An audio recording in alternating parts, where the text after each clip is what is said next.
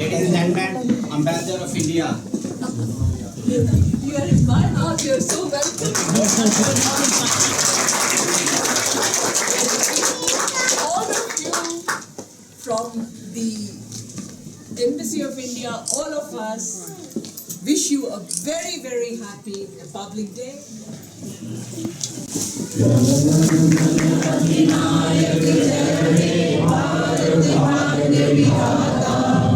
पंजाब सिंधु गुजरात मराठा द्राविड़ उत्कल गंगा विंध्य हिमाचल यमुना गंगा उच्छल जलधि तरंगा तब शुभ नामे जागे तब शुभ आशिष मांगे गाहे तब जय गाथा जन गण मंगलदायक जय हे भारत भाग्य विधाता जय हे जय हे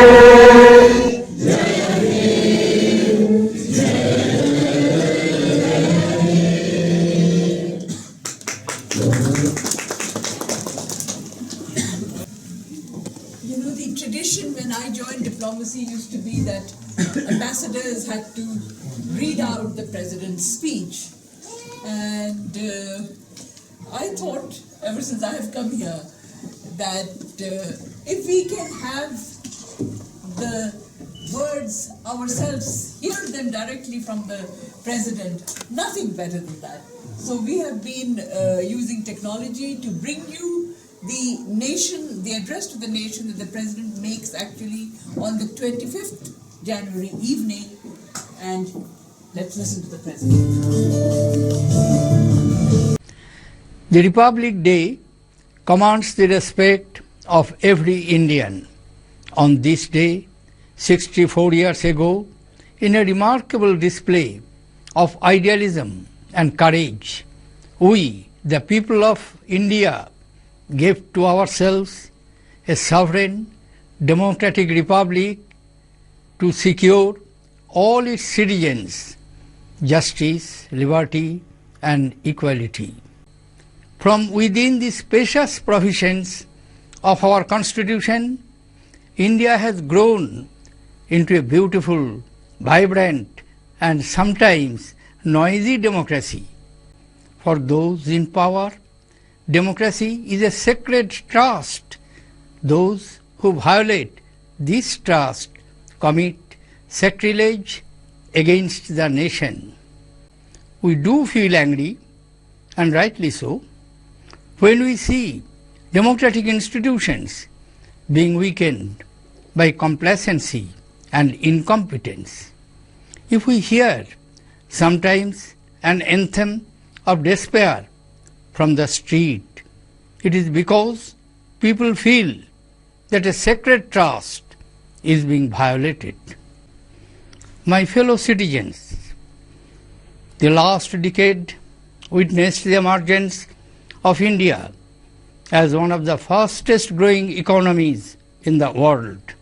The slowdown of our economy in the last 2 years can be some cause for concern, but none for despair. The green shoots of revival are already visible. The agricultural growth in the first half of this year has touched 3.6% and rural economy is buoyant. India has the intellectual prowess, the human resource and financial capital to shape a glorious future. We possess a dynamic civil society with an innovative mindset.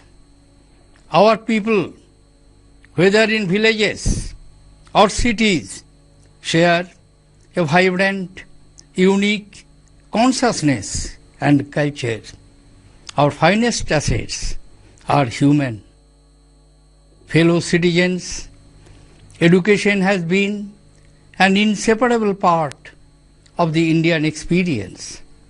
I am not talking only of the ancient institutions of excellence like Takshashila or Nalanda, but of an age as recent as the 17th and 18th centuries. Today, our higher educational infrastructure consists of over 650 universities and 33,000 colleges. The quality of education has to be the focus of our attention now. We can be world leaders in education if only we discover the will and leadership to take us to that pinnacle. Education is no longer just the privilege of the elite, but a universal right. It is the seed of a nation's destiny. We must usher in an education revolution that becomes a launching pad for the national resurgence. India's true strength lies in her republic, in the courage of her commitment, the sagacity of her constitution, and the patriotism of her people. 1950 saw the birth of our republic. I am sure that 2014 will be the year of resurgence. Thank you. Jai Hind. After having heard the President, there is very little for me to add. But since we are here in Sweden, I would just like to maybe focus on some of the things that he said and also share with you some things about the India-Sweden relations which fit in the context of what our President has just said. I saw that you were all listening to what the President had to say with grave attention, because this is the year of election, and even those of you who are no longer Indian citizens or Indian voters have a deep interest in India's future and are watching the country. And therefore, what the President had to say, I think, should mean a lot to us and should show, because he represents all of us, should show in some way the direction in which the people want India to go. He talked about the fact that India is a beautiful, vibrant, and sometimes noisy democracy. This is something that we should know, we should acknowledge, and when we talk with interlocutors who do not know India well, we should not hesitate to tell them that yes, India is noisy. I often tell my Swedish interlocutors that when you go to India, if you want to hear the worst of India, talk to Indians. If you want to hear the best of India, talk sometimes to people from outside who are living in India. Because I don't say this in a criticism of my fellow Indians. It's our India. We have the right to criticize it. We have the right to say what is bad about it, because that is the only way you can improve what you're living in. If you do not acknowledge what is wrong with the system, how can you improve it? So we have all been brought up with that mindset. We criticize our country. That does not mean we are not patriotic. It simply means that we see what needs to be corrected. And this is what the President was hinting at when he said it was a noisy democracy. Then he also says that democracy gives a right to a citizen, but it is a responsibility, a trust for those in power.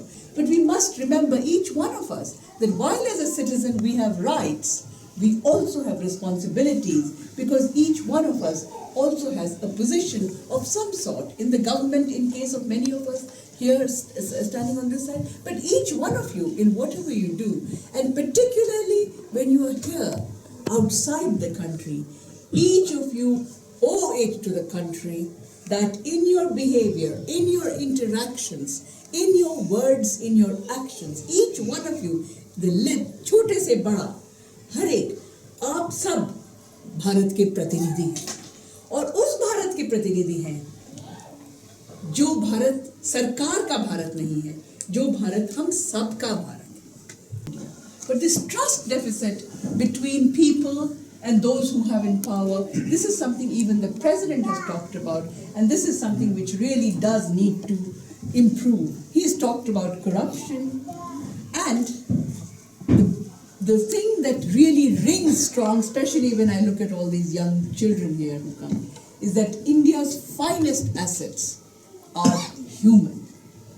These young people particularly, and the president said this in his speech, that the aspirational force of the young people in India will not be denied. This is what makes me say with complete optimism and confidence when anybody talks to me about India's economic future, that it is not a matter of if, it's a matter of when. Many things did happen last year to make us proud as well. The launch of the Mars mission, the indigenous production of Tejas, which was shown in the Republic Day parade. The scientific community has made us proud. The intellectual community has made us proud.